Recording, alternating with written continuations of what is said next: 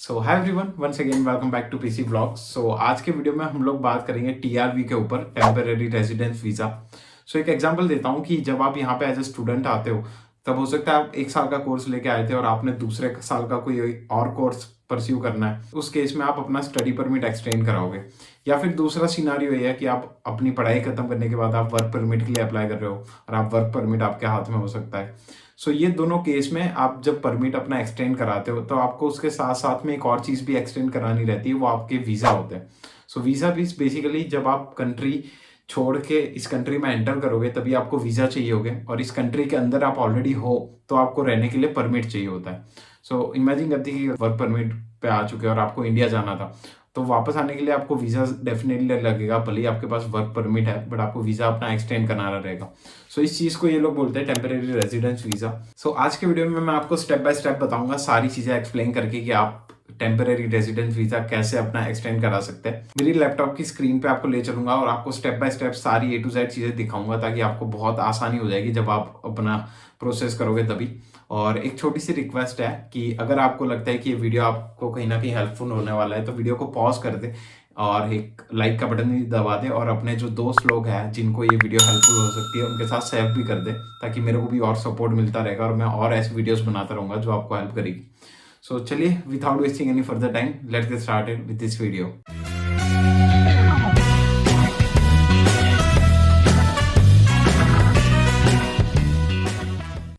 आपको सिर्फ इतना करना है कि आपका जो जीसीके का जो लॉगिन आईडी पासवर्ड है वहां पे जाके आपको लॉगिन करना है। जैसे अभी मैंने यहाँ पे अपना जीसीके का लॉगिन ओपन करा हुआ है। आपको लास्ट में स्क्रॉल करना है बॉटम, और यहाँ पे होगा apply to come to Canada, वहां पे जाना है। और आप वहां पे जाओगे तो ये आपको एक पर्सनल रेफरेंस कोड पूछेगा जो आपके पास नहीं होगा 99% केस में। आपको नीचे आप जाओगे तो आपको दिखेगा विजिट वीजा, स्टडी और वर्क परमिट, तो आपको उसके ऊपर क्लिक करना है। और उसके बाद आपको कुछ क्वेश्चन आंसर्स हो गए, वो सारे फिलअप करने हैं। फटाफट हम लोग ट्राई करते हैं फिलअप करने का। What would you like to do in Canada. ये वाले केस में मैं इमेजिन करता हूँ कि आपकी वर्क परमिट आई है और उसके बेस पे आप टीआरवी एक्सटेंड कराना चाहते हैं। How long you are planning to stay, more than 6 months। Country on your passport, suppose India. What is current country right now, you are in Canada, so suppose, do you have a family member who is a Canadian citizen or permanent resident? No. Your date of birth, I'm just taking a random number, मेरी नहीं लिख रहा मैं। फिर next, are you a lawful permanent resident of United States? No. What is current immigration status in Canada? Worker। अभी आपको इसमें से आपका जो कोई भी मैच होता है वो सिलेक्ट करना है। ये अगर आप वर्क परमिट के बेसिस पे कर रहे हो या स्टडी परमिट पे कर रहे हो तो आप पहले वाले में यस कर सकते हो, क्योंकि इसमें से कहीं पे मैच हो जाएगा आपकी चीज़ें।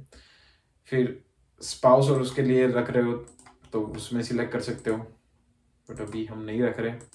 फिर नेक्स्ट, उसके बाद मैरिटल स्टेटस, सिंगल,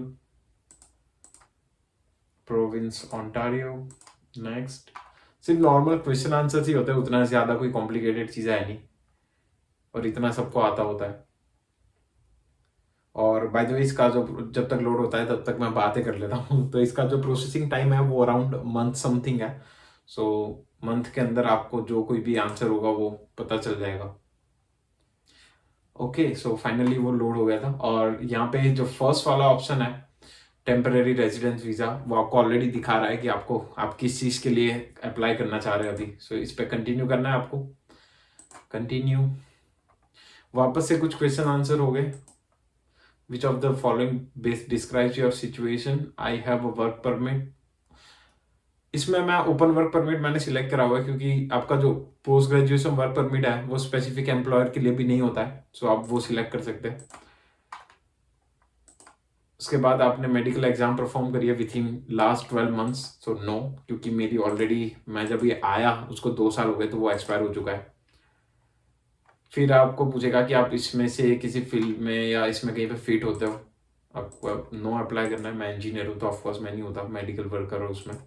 और जहाँ तक मेरे को पता है, अगर आप इस फील्ड में या किसी पर्सनल सपोर्ट वर्कर या नर्स या उस फील्ड में कहीं पे हो, सो आपको मेडिकल जो है वो मैंडेटरी होता है। सो मेक श्योर कि आप जब अपना टीआरबी करा रहे हैं, आप प्लानिंग कर रहे हैं टीआरबी कराने की, तो आप अपना मेडिकल एग्जाम भी पहले क्लियर कर ले। या आई गेस मेरे हिसाब से अपॉइंटमेंट की जो प्रूफ होती है वो लोग भी ये लोग चला लेते हैं। सो उसके ऊपर आप नो करोगे या यस करोगे, उसके ऊपर आपको आगे बताएंगे कि क्या चीजें चाहिए। फैमिली मेंबर के लिए नहीं करनी है, नो, आई गेस मैंने यस कर दिया, कोई बात नहीं, बाद में चेंज कर सकते हैं।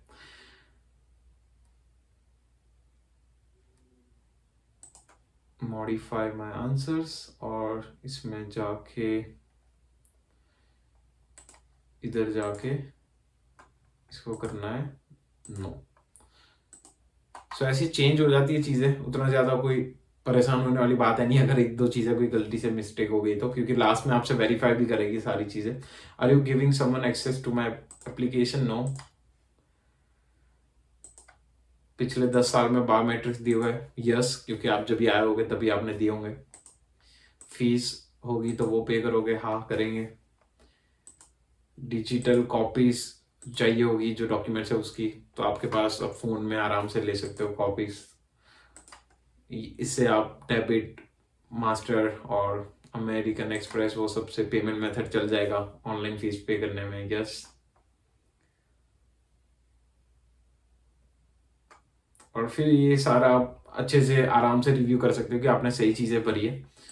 उसके बाद जाते हैं, अगर सपोज सही है सारी चीजें तो कंटिन्यू, और ये आपको स्टेप दिखाता है कि क्या क्या करना है, कैसे करना है, और कंटिन्यू जाओगे तो आपको पूरा प्रोसेस दिखाएगा कि कौन कौन सी मेन चीजें आपको चाहिए। सो एप्लीकेशन फॉर्म में आपको सबसे पहले चाहिए ये आई आई एम नहीं, IMM 5257। यहाँ पे भले ही ऐसे लिखा हुआ है made outside of Canada, but अगर आप कनाडा के अंदर से भी ये TRVA कर रहे हैं तो आपको यही फॉर्म यूज करना रहता है। फिर सपोर्टिंग डॉक्यूमेंट्स में आपका जो वर्क परमिट है वो आपको अपलोड करना रहता है, अपना पासपोर्ट जो है, और पासपोर्ट में आपके जितने भी पेजेस जो है स्टैंप लगाए हुए और जितने भी पेजेस पे इंफॉर्मेशन है वो सारे। अगर आपको ज्यादा समझ में नहीं आता तो आप यहाँ पे चेक कर सकते हो कि ये लोग क्या पर्टिकुलर चीजें मांग रहे हैं आपसे पासपोर्ट में। और आपको डिजिटल फोटो चाहिए, वो आपने डेफिनेटली वीजा के टाइम पे कराया होगा, वो भी चल जाएगा। और ऑप्शनल डॉक्यूमेंट में ज़रूरत नहीं है, और लास्ट में आपको फीस करनी है जो $100 है। तो ये मेन चीज़ है। अब ये फॉर्म एक बार देख लेते हैं कि फॉर्म में क्या चीज़ है और कैसे फिलअप करना है।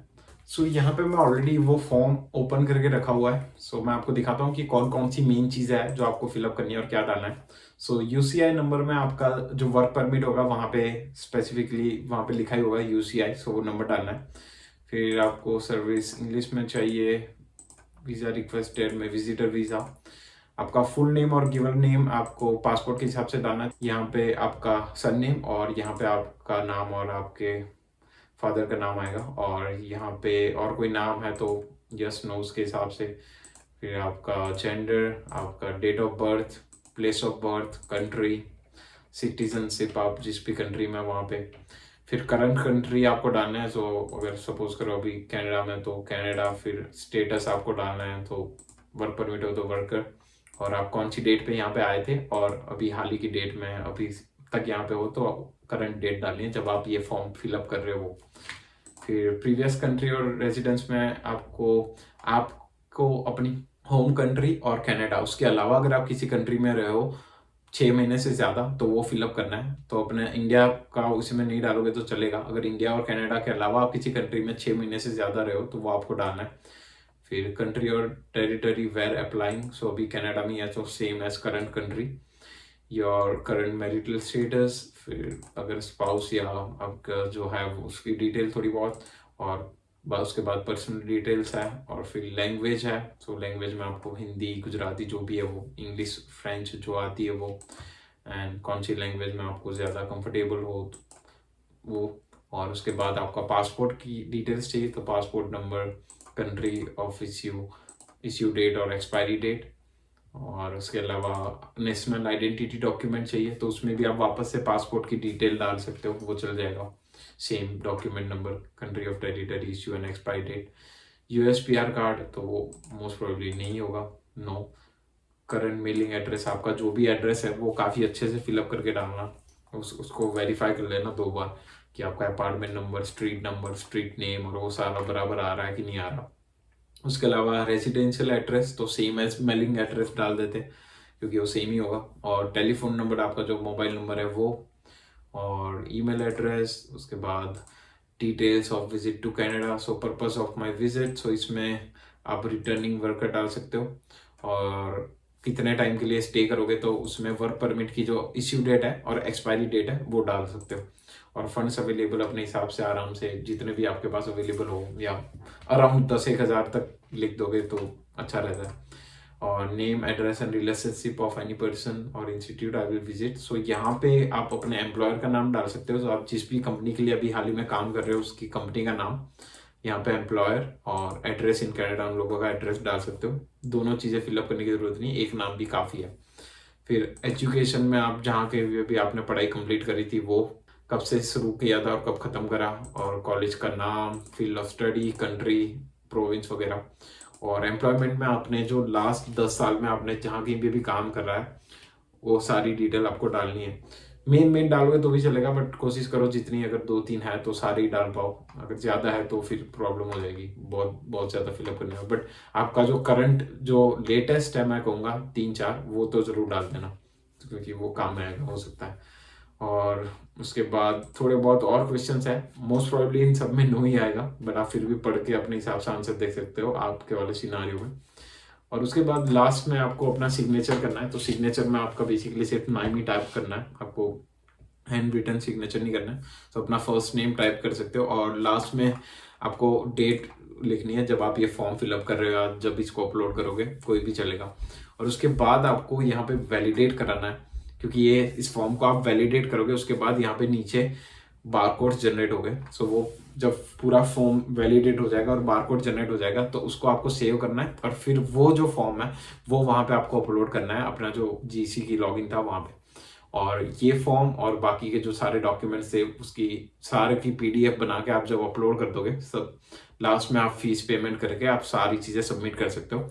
और विथ इन अ मंथ आपको ईमेल आएगा कि कैसे आगे प्रोसीड करना है, क्योंकि जब आपका वीज़ा अप्रूव हो जाएगा टीआरवी के लिए तो वो आपको इंस्ट्रक्शन देंगे कि आपको पासपोर्ट कैसे उनको भिजवाना है और फिर वो क्या क्या चीज़ें होती है सारी वो आपको ईमेल में डिस्क्राइब कर देंगे, तो उसके बारे में ज़्यादा टेंशन लेने की ज़रूरत नहीं है। सो ये थी बेसिकली प्रोसेस टीआरवी करने की। और अगर आपका और कोई भी डाउट है इससे related so feel free to comment down और you can DM me on Instagram as well. मेरा इंस्टाग्राम आईडी यहाँ पे फ्लैश कर रहा होगा। सो मैं आप कोशिश करूंगा जितना नॉलेज मेरे पास है उसके हिसाब से आपको बेस्ट तरीके से आंसर करने की। एंड अगर वीडियो अच्छा लगा यार तो वीडियो को लाइक कर दे, चैनल को सब्सक्राइब कर दे। एंड फिर कभी मिलता है ऐसे किसी व्लॉग के अंदर। Till then take care, bye bye.